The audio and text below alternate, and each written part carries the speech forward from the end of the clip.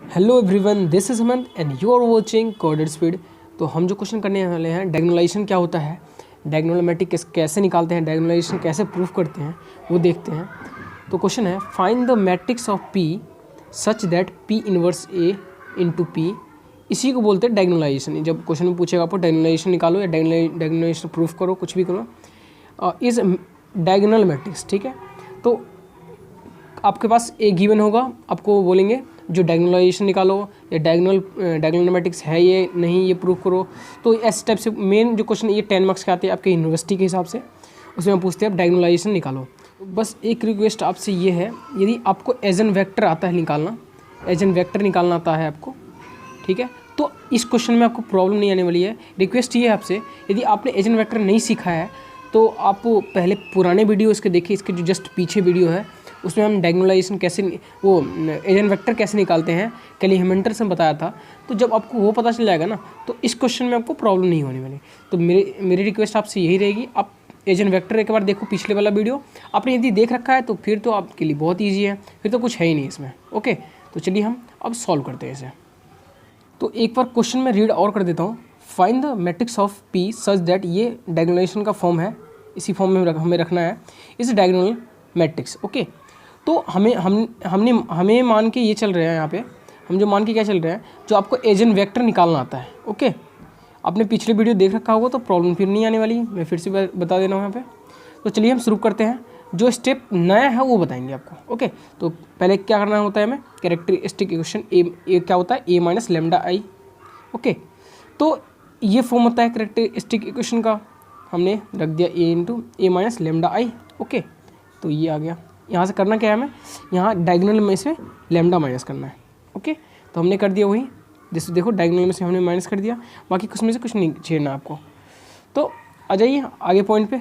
तो ये वाला कैरेक्टरिस्टिक इक्वेशन है जो हमें पता है। तो S1 कैसे निकालते हैं, इसमें हम S1 निकालते हैं सम ऑफ डायगोनल एलिमेंट। तो हमने क्या किया, जो डायगोनल एलिमेंट है इसका हमने सम कर दिया, तो सम कर दिया तो ये आ गया, ये वैल्यू आ जाएंगी। जो S2 का हमने निकाला, S2 क्या होता है, S2 होता है सम ऑफ डायगोनल माइनर। तो ये पहले वैल्यू लेते हैं, फिर ये वैल्यू आ जाएंगे, लिखते हैं।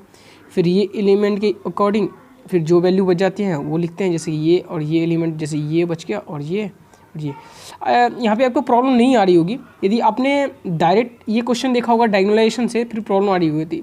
रिक्वेस्ट आपसे रहेगी, आपसे हमें, जो आप पहले एजन वेक्टर देखो ताकि इसमें प्रॉब्लम नहीं है। ठीक है, तो हम लोगों ने ये सब कर रखा है, इसलिए मैं ज़्यादा इसमें डिटेल से नहीं बताना चाह रहा हूँ क्योंकि टाइम ज़्यादा लग जाएगा फिर। और तो ये हमने निकाल लिया, और ये क्या होता है, S2 माइनर होता है, और S3 क्या होता है, डिटरमिनेंट जब निकालते हैं तो क्या होता है, S3 होता है। डिटरमिनेंट हमने निकाल लिया ए का, तो जब जो डिटरमिनेंट निकालेगा वो S3 रखेगा। जो इक्वेशन हमारे पास था वो इक्वेशन में हमने पुट कर दिया वैल्यू, ये वैल्यू आ जाएगी।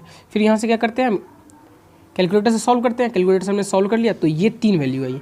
ये क्वेश्चन मैं पहले भी बता चुका हूँ, जो एजन वेक्टर कैसे निकालते हैं। ठीक है, तो एजन वेक्टर हमने तो सीख लिया है, तो एजन वेक्टर से क्या करते हैं वो हम आपको सिखाना है। तो चलिए आगे देखते हैं। लैम्डा निकल गया। अब देखो क्या करते थे हम, लैम्डा की वैल्यू यहाँ पे 2 वैल्यू जो है सेम आ रही है। जब सेम वैल्यू आती थी तो हम क्या करते थे, वहाँ पे के भी फाइंड करते थे। तो के वाला मैं बता चुका हूँ आपको पहले भी। तो देखो, तो क्या यहाँ करना है, हमें यहाँ पे लैम्डा की जगह पे क्या रखना है, 2 रखना है। देखो ए माइनस यहाँ पे क्या करना है, लैम्डा की जगह 2 रखना है, तो 2 रखो। तो आपने 2 रखा तो ये वैल्यू आ जाएगी। ओके, अब यहाँ से देखोगे आप, सही से देखो आप, ये वैल्यू आपके पास आ जाएगी। ये कैलकुलेशन करके आई है, देखो 2 रखा आपने तो 4 हो गया, बाकी यहाँ पे 2 रखोगे, देखो 2 रखोगे तो 1 हो जाएगा, 2 रखोगे तो 1 हो जाएगा। और फिर इसको सॉल्व कैलकुलेशन करते हैं, ये चेंजेस करते हैं, ये जब ये सॉल्व करते हैं तो ये आ गया। ओके, ये कैसे आ रहा है आपको पता है ना, ये जो वैल्यू हमने रखा है इसमें रखा है लैम्डा की जगह पर, जब 2 रखते हो तो देखो ये 1 आ रहा है ना। तो मैं फिर से कह रहा हूँ एक ही बात, हम ये मान के चल रहे हैं आपने एजन वेक्टर वाला क्वेश्चन दिख रखा है, उसके अकॉर्डिंग मैं बता रहा हूँ ताकि ज़्यादा टाइम यहाँ पे ना ले, तो आपका ज़्यादा टाइम यहाँ पे बर्बाद ना हो। ओके, तो यहाँ तक क्लियर है। तो जब हमें पता है, जब ये दोनों ये R1 R2 और R3 0 आते तो हम यहाँ पे क्या करते थे, लेट करते थे। तो हमने क्या किया, x2 की जगह पे हमने क्या किया 2k2, x3 की हमने 2k3 ले लिया। देखो 4x1 और ये -2x1, और इसकी जगह पे हम जो वैल्यू लेट किए हैं वो रखना है हमें, तो रख दिया हमने यहाँ पे। अब यहाँ से 2 कॉमन आ सकता है, फिर आ सकता है जब यहाँ से 2 कॉमन आ गया तो x1 की वैल्यू कितनी आ जाएगी, यहाँ से x1 आगे सॉल्व करते हैं। देखो ये तो हमने जो लेट किया था ये वैल्यू लिखा हुआ है। ये क्वेश्चन मैं सेम पहले भी बता चुका हूँ, इसलिए ये तो क्लियर ही होगा। जो मेन पॉइंट है वो आपको बताना है। तो x1 की वैल्यू ये आ गई। ओके, अब देखो x1 यहाँ से k की वैल्यू फाइंड करें तो अलग अलग से क्या करते थे हम। x1 देखो k2, ये k2 से देखो 2, ये इसके अकॉर्डिंग ये वैल्यू लिख दिया। k1 वाले के लिए k रख दिया तो ये वैल्यू आ जाएंगे। और फिर लैम्डा के लिए हमने क्या किया, लैम्डा के लिए सॉल्व किया तो ये वैल्यू आ जाएंगे। तो यहाँ से फाइनली जो सॉल्व करेंगे हम, तो जो सॉल्व करके आ जाएगा वो ये आ जाएगा। ओके, तो और इसे जब एक्सपेंड करेंगे तो इसकी x3 की वैल्यू ये आ जाएगी। ठीक है, तो हमें उस हिसाब से जो एजेंट वेक्टर चाहिए, यहाँ तक मैं आपको बता चुका हूँ जो एजेंट वेक्टर कैसे निकालते हैं। अब यहाँ से नया है, जो भी कुछ है ना यहाँ से नया है वो मैं आपको बताना चाह रहा हूँ। ठीक है, तो एजेंट वेक्टर मैं पहले भी बता चुका हूँ एजेंट वेक्टर कैसे निकालते हैं। तो जो एजेंट वेक्टर निकालते हैं उसी को हम पी मैट्रिक्स बोलते हैं। क्या बोलते हैं, उसे पी मैट्रिक्स बोलते हैं। अब आइए आपको बताते हैं नया चीज़ जो यहाँ पर नया है। तो पी में पता चल गया ये। अब इसका क्या करता है, पी इनवर्स निकालना है। तो पी इनवर्स कैसे निकालते हैं, एडजॉइंट ऑफ पी और डिटरमिनेंट, इसका डिटरमिनेंट निकालेंगे।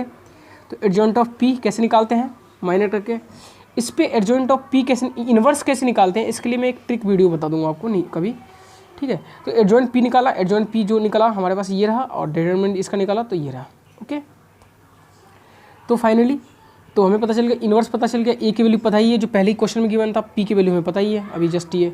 अब इन तीनों को मल्टीप्लाई करेंगे ना, तो जो हमने कैलकुलेटर से सॉल्व करके निकाला था ना ये डायगोनल एलिमेंट, वही आ जाता है प्रूफ करके।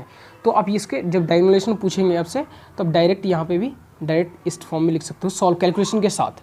ओके, तो हम देखो पी इनवर्स हमें पता है, ये सॉल्व किया, ए की वैल्यू में ऑलरेडी गिवन है, पी पता ही था, तो ये था डायगोनलाइजेशन आपका।